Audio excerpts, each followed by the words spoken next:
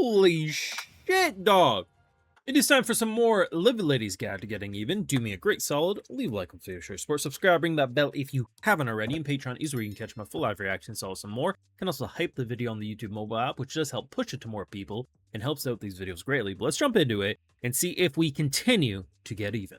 Interesting. Man, she had more layers to this plan than I thought. Are you telling me everything is this laid out for her? That not only did she choose the person she chose because he would be good for the job, but because his fucking daughter would also be useful in the coming business? What the fuck? What you don't realize is this is actually foreshadowing to what happened to her own father. I love how she's like, no, you should probably shield her eyes to this. I mean, it's funny because I've seen some people say they didn't think it was that brutal of a show with episode 1, and then episode 2 is like, maybe it'll be a brutal show. Yeah, she's a fucking savage. Anyway, cheerful music, resume. Do-do-do, do-do-do, do-do-do-do-do, we just killed. There it is. Holy shit, dog. She was trying to fucking keep it together because she didn't want to... She didn't want to fucking disgrace the sister. So she held herself back only for that bitch to say, "Here's Johnny, motherfucker." You know what? I wasn't feeling her at first. I think I'm feeling her now.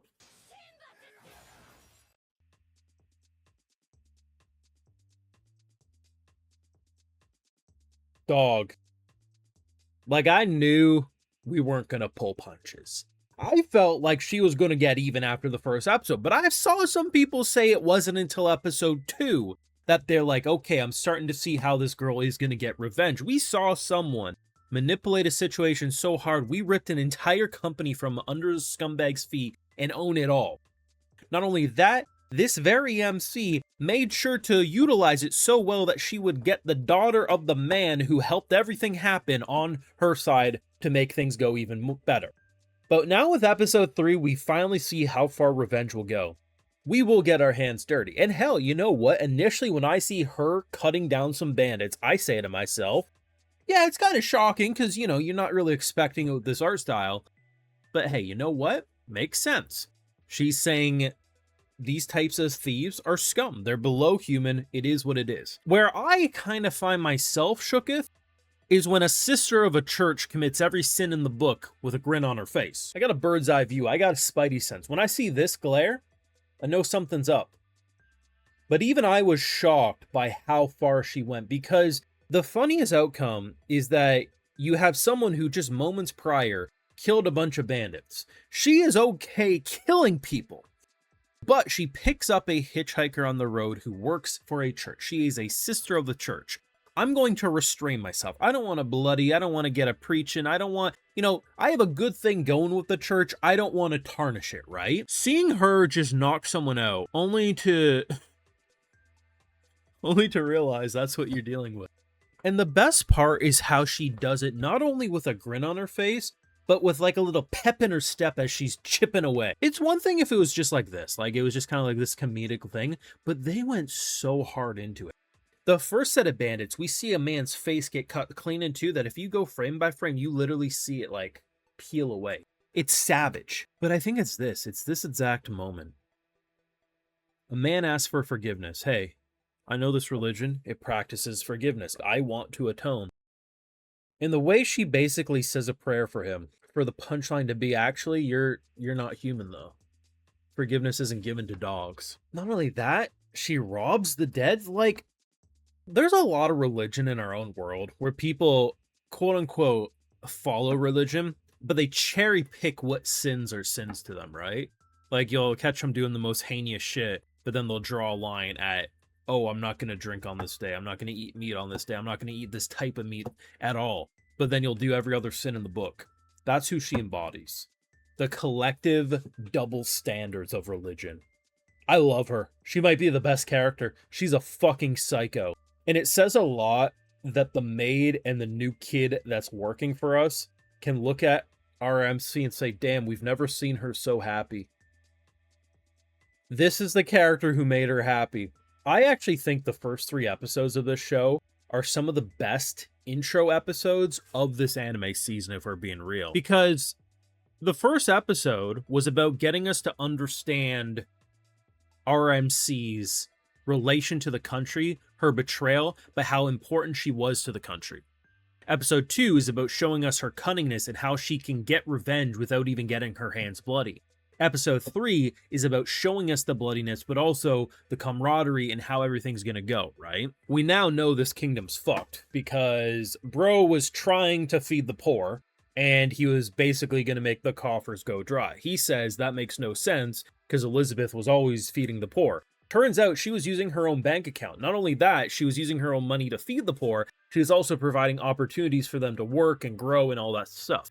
This entire country was doing well because of her. And we knew that prior to this episode, but this is a really great reminder because now he's saying, fuck the poor, we'll let him start.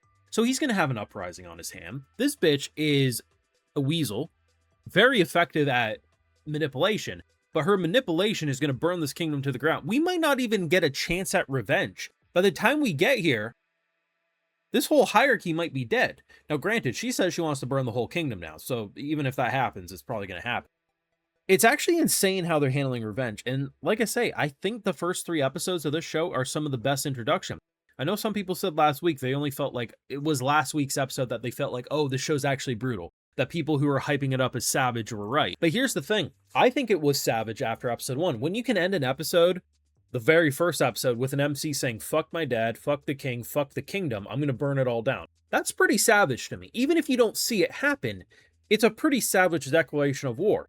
Episode 2 immediately made me realize how fucking crafty she is, and like I said last week too, the time skips are very good. I like how we do months at a time skips because it allows us to be snappy, but slow it down where it counts.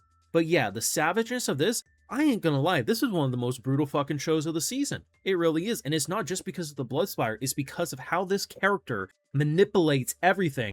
And the friends she makes along the way being potentially more psycho than herself. Like, at some point, if we get into a situation where, you know, Little Miss Nun learns we need to cut her dad's head off, she's gonna be like, you can have first swing. Jesus Christ. Like, insane. And before I potentially get people say, but Brandon, didn't you just say hours ago in Skeleton Knight, you're fine with that show not being gory? Correct. But I also said that some shows you want that gore, some shows you don't need that gore. And this is a show where I think the gore actually does add to it without it feeling repulsive or edgy. Amazing. Amazing episode. I'm fucking sold. I do fully expect this show to die off in terms of discussion. You can prove me wrong. The like, comments, the hypes, all that stuff does help push these videos. We will see where it goes, but either way, I'm going to continue watching it over on Patreon either way. If you're already over on my Patreon, I'll also give you a video shout out too, because my patrons are what make this YouTube channel possible. So today we got Guest 28, Lith Chang, Ryan Tabor, Lone Wolf, and we also have Anime X. So I appreciate the support, everyone. Please take care, and y'all have a good one.